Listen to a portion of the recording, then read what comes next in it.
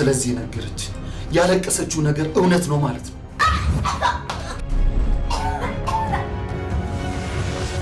ስለዚህ አብል የነገረችን ነገር በሙሉ እውነት ነው ማለት ነው። በህፃንነቷ ይደርስባት የነበረው ያ ሁሉ ነገር እውነት ነው ማለት ነው። ሀብል እንዴት ነው ግን ሁልጊዜ ፊትሽን እያዩ በመከራና በስቃይ ውስጥ የኖረ ምስኪን ሴት መሆንሽን ያልተረዳሁት? እንዴት ነው ከሌሎች ሴቶች የተለየሽው? የእኔን አይነት ዕጣ ፈንታ የደረሰብሽ ሴት መሆንሽን ያልተገለጠልኝ? አስወጣሻለሁ። የሚከፈለውን መስዋዕትነት ሁሉ ከፍዬ ህይወቴን ሰጥቼ ቢሆን ከዚያ ጨለማ እስር ቤት አስወጣሻለሁ። ውሸታ! እስከ ዛሬ ድረስ አንተ ያባት ጥሩ ልጅ፣ እኔ ደግሞ መጥፎ ተብዬ የተሳልኩት ይበቃል። እሺ ቆይ ምን ተባልሽና ነው እንደዚህ የምትሆነው? ወይስ ገና ክሱ ስላላበቃ ወደ እስር ቤት እወረወራለሁ ብለሽ ፈራሽ?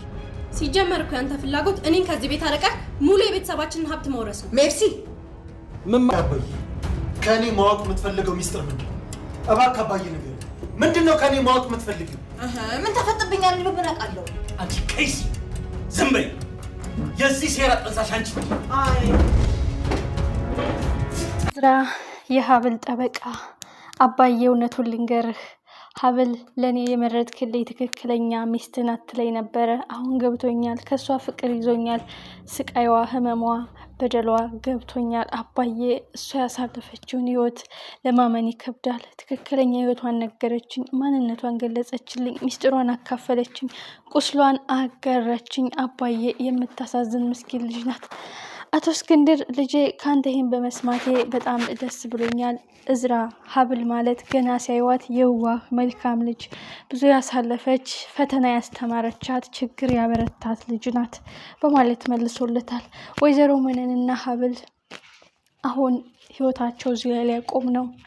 ወይዘሮ መነን ሀብልን ክዳታለች። ኦልሬዲ ሌላ ልጅ ናት ብላ እናቷን ንብረቷን ለመዝረፍ ሀብል ለጊዜው እስር ቤት በስብሳ የምትቀር ምስኪን ልጅ ናት በማለት ረስታታለች። እዝራ ግን የጊዜ ጉዳይ ነው እንጂ እንዴትም ብዬ አስወጣታለሁ፣ የሚገባትን ህይወት ትኖራለች፣ እናቷን ታገኛለች በማለት ወስኗል። መነንና የሀብል እናት እዝራ ሲፋጠጡ ማነሽ ምንድነሽ ብሎ ይጠይቃታል ብለን ነበረ።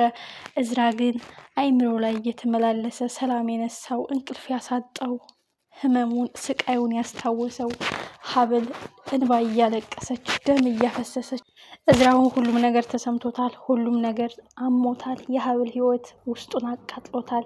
እንዴት የሰው ልጅ በዚህን ያህል ልክ ተመሳሳይ ሊሆን ይችላል?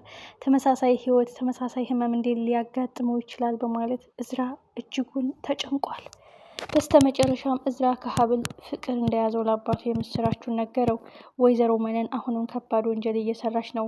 ያልተኖረውን ህይወቷን ቀምታ ደግሞ ያልኖረችላትን እናቷን ንብረቷን ለመዝረፍ ሌላ የውሸት ልጅ ወስዳላታለች። የእውነት ሀቅ መገለጿ እውነት መፈንዳቱ አይቀርም። የኋላ ኋላ ማንም አስመሳይ ማንነቱን ይዞ አይቀጥልም። መነን ለጊዜው ከአቶ እስክንድር ቤት ብትወጣም እንደዚህ ያለ እድል ቢያጋጥማት እሷ ግን ለመጥፎ ነገር ተጠቀመችው። በጣም ያሳዝናል። መጨረሻዋ ግን ውርደት ነው። የጊዜ ጉዳይ ልትጠቀምበት ትችላለች እንጂ ውሸት ለማንም ድል ሲሆን አይተናናቅም። ሜርሲ ከአጸደ ጋር ከባድ ትንቅንቅ ገጥመዋል። እዝራ ይህ ወፍ ዘራሽ ንብረታችን እንዲዘርፍ አባትሽ ሲሞት አያደርገውና ባዶሽን ነው የሚያስቀርሽ፣ አይወድሽም እያለች መጥፎ ንግግሯን እየመረዘቻን ነው። ሜርሲ አሁን ደግሞ ከወንድሟ ላይ ተነስታባታለች። የማትወደኝ የማታከብረኝ የማትጠብቀኝ ለኬም ለምክንያት ነው እኔ በስስት የምመለከት እያለች መጥፎ ንግግሮችን እየተለማመደች ነው ሜርሲ። አቶ እዝራ ምንም እንቆቅልሹ አልገባውም። እኔ ምን ማወቅ ፈልጋ ነው አባዬ በማለት እስክንድርን ይጠይቃል። እስክንድርም ይህ ሁሉ አጸደ ሚስጥሩን ስለምታውቅ ይህ ሁሉ የአንቺ ሴራ ነው በማለት አጸደን ማንቆርቷን ይዟታል። አጸደ አሁንም እልክ፣ በቀል፣ ትዕቢት፣ ጥጋብ ይዟታል።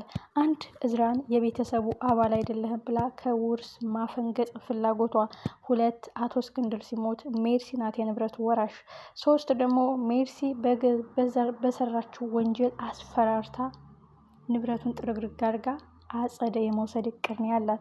ለአሁን ግን ቂቤ ጠባሽ፣ አዛኝ፣ እንባባሽ፣ እጅግ አዛኝ ወዳጅ መስላ ነው ሜርሲን እየቀረበቻት ያለችው።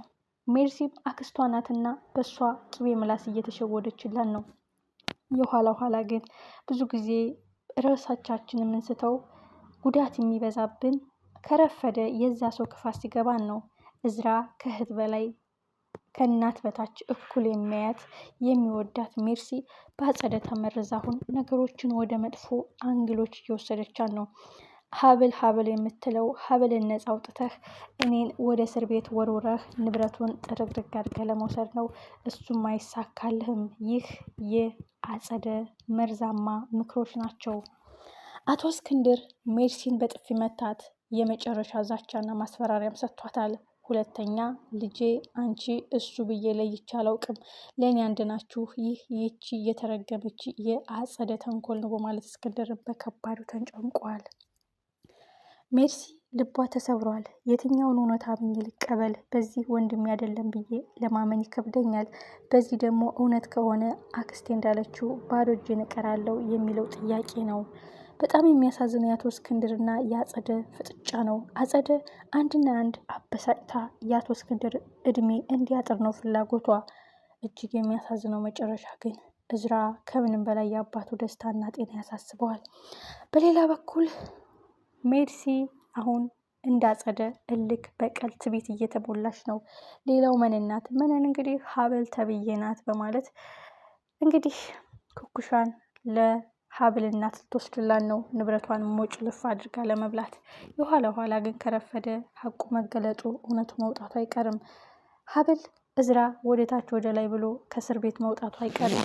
የዛ ጊዜ የመነን ያሳደገቻት ልጅ እናት መጣች የሚል ወሬ ሲወራ ሀብል እኔ ነኝ ብላ መሄዱ አይቀርም። ሀብትና ንብረት ጥንቅር ብሎ ይቅር፣ ልጅሽ ግን እኔ ነኝ፣ ለምን ጣልሽኝ? እንዴትስ? በማለት ግልጹ ሊወጣ ይችላል። የዛን ቀን ደግሞ መነን ሀብልን ለመጉዳት ወይም ለማሳገት ወይም የሆነ ነገር ለማድረግ ትሞክራለች። ምክንያቱም እቅዷ እንዳይፈርስባት ያንን የተጠራቀመ የስንት ዓመት ዶላር ሙልጭ አድርጋ ለመውሰድ። አንዳንድ ጊዜ ገንዘብ ከራሳችን በላይ ስንወድ መጥፊያችን ወይም መሞቻችን ወይም መለወጫችን። የሰው ልጅ ገንዘብ መለወጫውም መጥፊያው ነው። በመጥፎ መልኩ ካገኘነው መጥፊያችን ነው። መልካም ሰርተን ካገኘነው ደግሞ የበለጠ እጥፍ ነው፣ በረከቱ ነው ይመጣል። ሜርሲ አሁንም በአጸደ እየተመረዘች ነው። መነን ደግሞ ለሀብል እውነታውን ነግራት፣ እናትሽ መጣች፣ በስስት ስነፍቂያን ነበረ፣ ለምን አሰቃየሽኝ አንቺ የኔ እናት ማናት እያልሽ ነበረ፣ ይው መጣችልሽ ብላ በቀና አመለካከት ብትነግራት ሁሉም እኩል የነሱ ነው። እሷ ግን ማንም ሳያውቅ ጥርግ አድርጋ መውሰድ ፈልጋለች። የኋላ ኋላ ግን ኩኩሻና እዝራም ተዋውቀዋል። በሀብል አማካኝነት ሀብል እየመሰከረባት የኩኩሻ ጓደኛ ስለሆነ በአንድ አጋጣሚ የሆነ ሚስጥር መፈዳቱና ሀቅ መገለጹ አይቀርም። እውነት ታሸንፋለች እና እዝራም ለአባቱ ነግሮታል። ሀብልን ወድጃታለሁ፣ ካለሷ ማሰብ አልችልም፣ ካለሷ መንቀሳቀስ አልችልም፣ የልቤ ንግስት ናት፣ የወደፊት የልጆቼ እናት ናት፣ እንዴትም ብዬ አወጣታለሁ ከዛ ከገባችበት አሮንቃ፣ ያለ ምክንያት አልታሰረችም፣ ሀብል ገላለች ብሎ የመሰከረው ልጅ በገንዘብ ተገዝቶ ነው ብሎ እውነቱን አፈንድቶታል።